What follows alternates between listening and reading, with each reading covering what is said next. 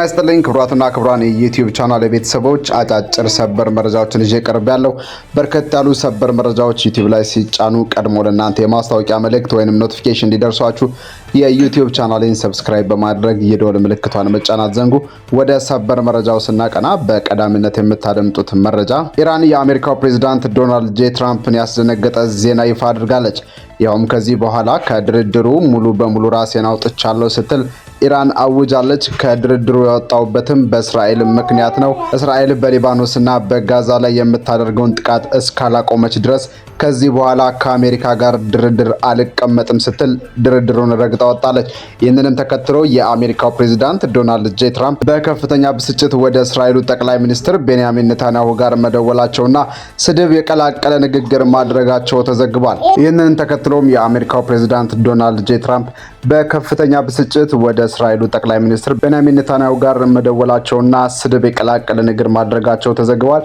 በተለይም የአሜሪካው አክሲዮስ የዜና ወኪል ትራምፕ በስልክ ሲነጋገሩ ከኔታንያሁ ጋር በቅርበት የተመለከቱት ባለስልጣናትን ዋቢ አድርጎ ምን እንደተነጋገሩ በዝርዝር ገልጸዋል። እጅግ በጣም ጸያፍ የስድብ ቃላት ጭምር የታከሉ የስልክ ልውውጥ ነው የተደረገው። ይህንን በተመለከተ የስልክ ልውውጡ ምን ያካተተ ነበር የሚለውን በዝርዝር ከጋዜጣው ላይ ቃል በቃል የተጠቀሰው ነው ወደ እናንተ የምናስደምጣችሁ።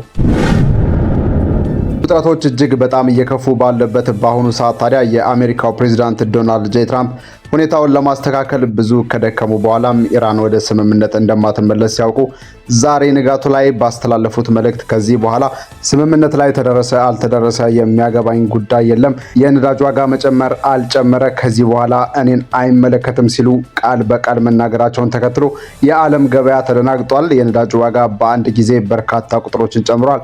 እንደ ግምቱ ከሆነ 160 የአሜሪካ ዶላር ሊገባም ጭምር ይችላል የሚሉ ግምቶች መቀመጣቸውን ተከትሎ ከባድ የዋጋ ውድቀት እንዳይነሳ ከፍተኛ የሆነ ስጋት አጭሯል። በመላው ዓለም ይህንን በተመለከተ እንግዲህ የወጡ አዳዲስ ሰበር መረጃዎች አሉ። ይህንን በተመለከተ እንግዲህ ዛሬ ሌሊቱን የወጡ አዳዲስ ሰበር መረጃዎች አሉ። ይህንን የማስደምጣችሁ ይሆናል። አብረን ሙሉ ዝርዝሩን እንከታተለው። በቅድሚያም የአሜሪካው ፕሬዝዳንት ዶናልድ ጄ ትራምፕ የሰሙት ነገር አስደንግጧቸዋል። ኢራን ድርድሩን ሙሉ በሙሉ ረግጣ መውጣቷን ይፋ አድርጋለች። የኢራን መንግስት ከዩናይትድ ስቴትስ ጋር በተዘዋዋሪ መንገድ ሲያደርገው የነበረውን የሰላም ድርድር ሙሉ በሙሉ ማቋረጡን ዛሬ ሌሊቱን አስታውቋል። የኢራን የመገናኛ ብዙሃንና የውጭ ጉዳይ ሚኒስትሩ በይፋ እንዳስታወቁት የእስራኤል ጦር በጋዛና በሊባኖስ ላይ የሚያደርገውን አውዳሚ ዘመቻ እስካላቆመ ድረስ ከአሜሪካ ጋር ከዚህ በኋላ ምንም አይነት የዲፕሎማሲያዊ መልእክት ልውውጦችም ሆነ ቀጥተኛም ሆነ ተዘዋዋሪ ድርድሮች አይኖሩም ብለዋል። ይህንን የኢራን ድንገተኛ እርምጃ በቀጠናው ሰላምን ለማውረድ ሲደረጉ የነበሩ ድርድርና ዲፕሎማሲያዊ ጥረቶችን ሙሉ በሙሉ ውድቅ አደረጋቸው ሲሆን የአሜሪካው ፕሬዝዳንት ዶናልድ ጄ ትራምፕ ቶሎ ወደ ሰላም ስምምነቱ መድረስ ቢፈልጉም ይህ የኢራን እርምጃ ግን ዱብዳ ሆኖባቸዋል ተብሏል። ኢራን ከዚህ በኋላ ድርድር የሚባል ነገር የለም፣ ምክንያቱም ከአሜሪካ ጋር በጋራ ሆና ጦርነት የከፈተችብኝ እስራኤል አሁንም በጋዛና በሊባኖስ ጥቃት እያደረሰች በመሆኑ በጋዛና በሊባኖስ ላይ ያላትን ጥቃት እስራኤል ሙሉ በሙሉ እስክታቆም ድረስ ምንም አይነት ድርድር ከአሜሪካ ጋር አይኖረኝም ብላለች።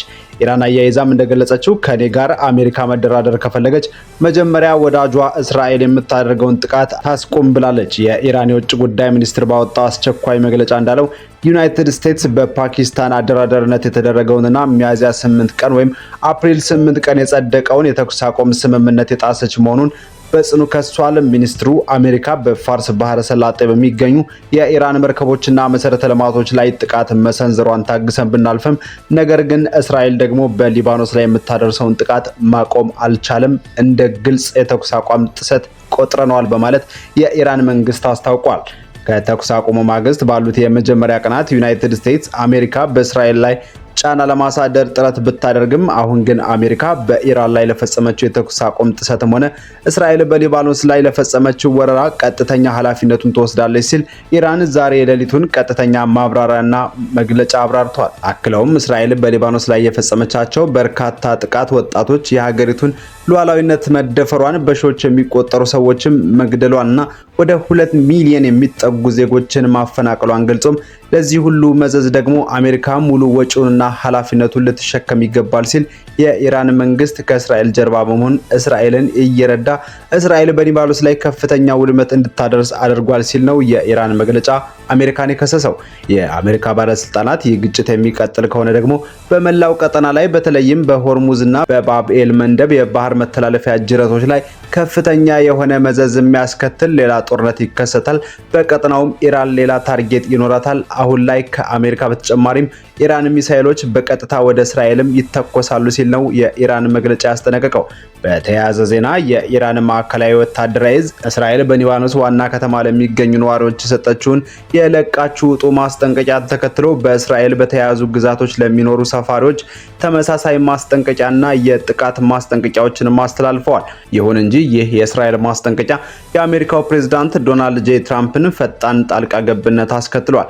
የአሜሪካው ፕሬዝዳንት ዶናልድ ጄ ትራምፕ የኢራንን ጥሎ መውጣትና በድርድሩ ከእንግዲህ በኋላ አልሳተፍም የሚለውን ውሳኔ ከሰሙ በኋላም ፈጥነው ነበር ወደ እስራኤል የደወሉት። አክሲዮስ የተባለው የአሜሪካ የዜና አውታር የአሜሪካ ከፍተኛ ባለስልጣናትን ዋቢ ማድረግ እንደዘገበው ከሆነ ፕሬዝዳንት ዶናልድ ጄ ትራምፕ ከእስራኤሉ ጠቅላይ ሚኒስትር ቤንያሚን ኔታንያሁ ጋር ዛሬ ሌሊቱን ባደረጉት እጅግ አስገራሚና ቆጣ የተሞላበት የስልክ ውይይት እስራኤል በቤሩት ላይ ልትዘነዝር ያቀደችውን ጥቃት እንድታቆም አስቸኳይ ትዕዛዝ ለኔታንያሁ ሰጥተዋል ተብሏል።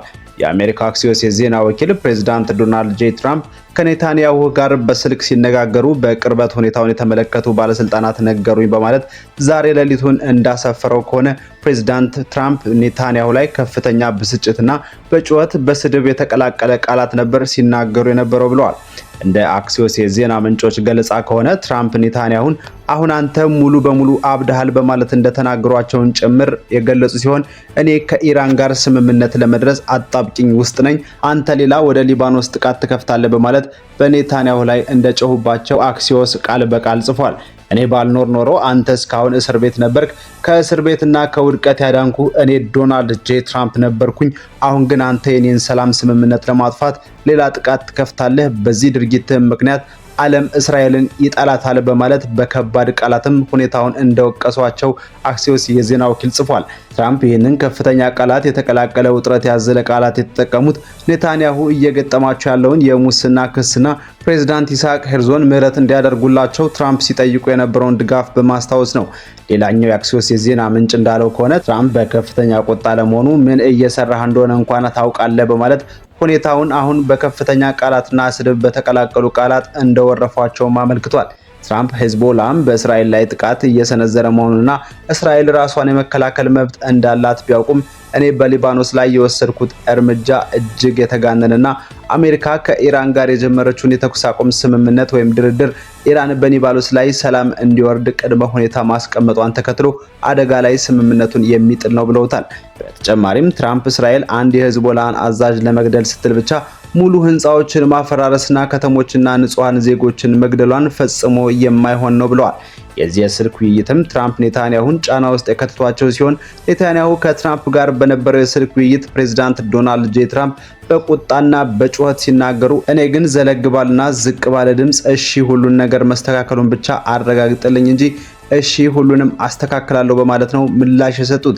የአሜሪካ ባለስልጣናት ለአክሲዮስ የዜና ወኪል እንደተናገሩት ከውይይቱ በኋላ ፕሬዝዳንት ትራምፕ በትሩዝ ሶሻል ማህበራዊ ሚዲያ ገጻቸው ላይ ባሰፈሩት ጽሑፍ ከቤንያሚን ኔታንያሁ ስልክ ውይይት አድርጌያለሁ፣ ወደ ሊባኖስ ቤሩት ሊያደርገው የነበረውን ትልቅ ጥቃትም እንዲያቆም አሳስቤዋለሁ፣ የላካቸውንም የእስራኤል ወታደሮች ወደ ሊባኖስ ቤሩት የሚያደርጉትን እንቅስቃሴ አቁመው ወደ ኋላ እንዲመለሱ አሳስቤዋለሁ፣ እሱም እርምጃ እንደሚወስድ ነግሮኛል፣ አመሰግናለሁ ሲሉ በማህበራዊ ትስስር ገጻቸው ጽፈዋል።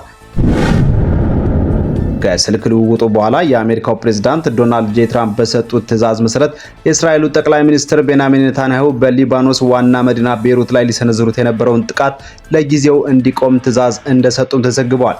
ፕሬዝዳንት ዶናልድ ጄ ትራምፕ አክለውም ከሄዝቦላ ከፍተኛ ተወካዮችም ጋር ውይይት አድርጌያለሁ። እነርሱ በእስራኤል ላይ የሚያደርጉትን ተኩስ ለማቆም ተስማምተዋል። እስራኤልም በእነሱ ላይ ከዚህ በኋላ አትተኩስም፣ ይህንን ምን ያህል ጊዜ እንደሚቆይ እናያለን፣ ለዘላለም እንደሚሆንም ተስፋ አደርጋለሁ ሲሉ ጽፈዋል በማህበራዊ ትስስር ገጻቸው። ነገር ግን የትራምፕን ማስታወቂያ ተከትሎ በነበሩት ሰዓታት ሄዝቦላ በደቡብ ሊባኖስ በሚገኘው የእስራኤል ወታደሮች ላይ ከፍተኛ የሚሳኤል ጥቃት በመሰንዘር በሰሜን እስራኤል የአደጋ ጊዜ ሳይነሮች እንዲጮሁ አድርጓል። የእስራኤል ጦር በተመሳሳይ በሊባኖስ ላይ የአየር ድብደባ ማካሄዱ ተዘግቧል። የኔታንያሁ ጽህፈት ቤት ከስልክ ውይይቱ በኋላ ባወጣው መግለጫ ሄዝቦላ ጥቃቱን የማያቆም ከሆነ እስራኤል በቤሩት ላይ ጥቃት እንደምትቀጥልና በደቡብ ሊባኖስ የምታደርገውን ዘመቻ እንደማታቋርጥ ለትራምፕ ማሳወቃቸውን አሳውቋል። የዲፕሎማሲያዊ ውጥረቱ መበላሸቱን ተከትሎ ቀጥተኛ ወታደራዊ ግጭቶች ተባብሰዋል። የኢራን እስላማዊ አብዮታዊ ዘብ IRG ዛሬ ባወጣው መግለጫ የዩናይትድ ስቴትስ ጦር በደቡብ ኢራን ሆርሙዝ ግዛት ሲሪክ ደሴት በሚገኝ የቴሌኮሙኒኬሽን ላይ በፈጸመው ጥቃት አሜሪካ ጥቃቱን በጀመረችበት የአየር ኃይል የጦር ሰፈር ላይም የአየርና የህዋ ኃይሉ ላይ አጸፋዊ ጥቃት ፈጽሞ ማውደሙን ማስታውቋል። ከፌብሩዋሪ 28 ጀምሮ አሜሪካና እስራኤል በኢራን ላይ ከፍተኛ የመሪ ግድያና የኒውክሌር ጣቢያዎችን ጥቃት የጀመሩበትን ጦርነት ተከትሎ ኢራን ኦፕሬሽን ፕሮሚስ 4 በሚል ስያሜ ከ100 በላይ አፋዊ የባላስቲክ ሚሳይል፣ ሃይፐርሶኒክ ሚሳይልና የድሮን ጥቃቶችን በአሜሪካና በእስራኤል የጦር ሰፈሮችና በመካከለኛው ምስራቅ ሀገራት ላይ አድርጋለች። አሁን ደግሞ ይህ ውጥረት ወደ ባህር ላይ ጦርነት ተሸጋግሯል ይላሉ የመገናኛ ብዙሃን። የኢራን አብዮታዊ ዘብ ጓድ የቁስ ኃይል አዛዥ የሆኑት ብርጋዴር ጀነራል እስማኤል ቀኒ ዛሬ ሌሊቱን በሰጡት መግለጫ የእስራኤል ስርዓት አሜሪካን ከለላ በማድረግ በጋዛና በሊባኖስ የሚደረገውን ቀጥተኛ ጥቃት የማያቆም ከሆነ ከዛሬ ጀምሮ የባብል መንደብ የባህር መተላለፊያን ልክ እንደ ሆርሙዝ የባህር መተላለፊያ የትራፊክ እገዳ ልንጥልበት እንችላለን ሲሉ አስጠንቅቀዋል። በማንኛውም ሰዓት ቀይ ባህር ይዘጋል። እስራኤል ቀጣይ ቀናት ላይ የምታደርጋቸውን እንቅስቃሴዎች ገምግመን ቀይ ባህርን ዘግተን የዓለምን ኢኮኖሚ እናናጋለን ሲሉ የእስራኤል መንግስት ማወቅ ያለበት ነገር ቢኖር በደቡባዊ ሊባኖስና በጋዛ የሚደረገው ጥቃት በሄዝቦላ ኦፕሬሽኖች አዙሪትና በአዲሱ የፍልስጤም ተዋጊዎች ማዕበል ውስጥ እንደሚከረችመው ነው በማለት የገለጹ ሲሆን የመቋቋሚያ ኃይሎች ዘንግም ወይም ኢራን አክሲስ ኦፍ ሬዚስታንስ የምትላቸው ሌሎች ግንባሮችም ጦርነት ይከፍታሉ ብለዋል ጀነራል ቃኒ። በተግባርም ባህር ላይ ፍጥጫው ተጀምሯል ብለዋል። ቴፓኒውስ እንደዘገበው ከሆነ የኢራን አብዮታዊ ዘብ የባህር ኃይል ከአሜሪካና ከእስራኤል ጋር ግንኙነት አለው በተባለ MSC ሳሪስካ በተባለ ግዙፍ የፓናማ ባንዲራን በሚያውለበልብ የጭነት መርከብ ላይ ዛሬ ሌሊቱን ክሩዝ ሚሳኤል በመተኮስ ጥቃት ፈጽሟል። ጥቃቱ የተፈጸመውም መርከቧ በኢራን የውሃ ክልል አቅራቢያ ያለ ሲሆን መርከቧ ላይ ከፍተኛ ፍንዳታም ደርሷል። የኢራን የባህር ኃይል ይህንን ያደረገው አርብ ዕለት አሜሪካ የጦር አውሮፕላኖች AGM 114 ኤልፋየር በተባለ ሚሳኤል በመጠቀም ሊያንስ የተባለ የኢራን የንግድ መርከብ የሞተር ክፍል ላይ በኦማን ባህር ክልል ውስጥ ለፈጸመው ጥቃት አጸፋዊ ምላሽ ለመስጠት ነው ብሎታል። ኢራን የአሜሪካ እርምጃን በመንግስት የተደገፈ የባህር ላይ ሽብርተኝነት ስትል ትከሳለች። ኢራን የአሜሪካ የባህር ላይ እገዳ ሙሉ በሙሉ እስካልተነሳና ጦርነቱ እስካላቆመ ድረስ የሆርሙዝ በር ሙሉ በሙሉ እንደማይከፈት አሳውቃለች። ስለተከታተላችሁኝ እጅግ አድርጌ አመሰግናለሁ። አንደበት መረጃ በሌሎች መረጃዎች ትመለሳለች። ቻናሉን ሰብስክራይብ በማድረግ የደወል ምልክቷን መጫን አይርሱ። ሰላም ሁኑልን።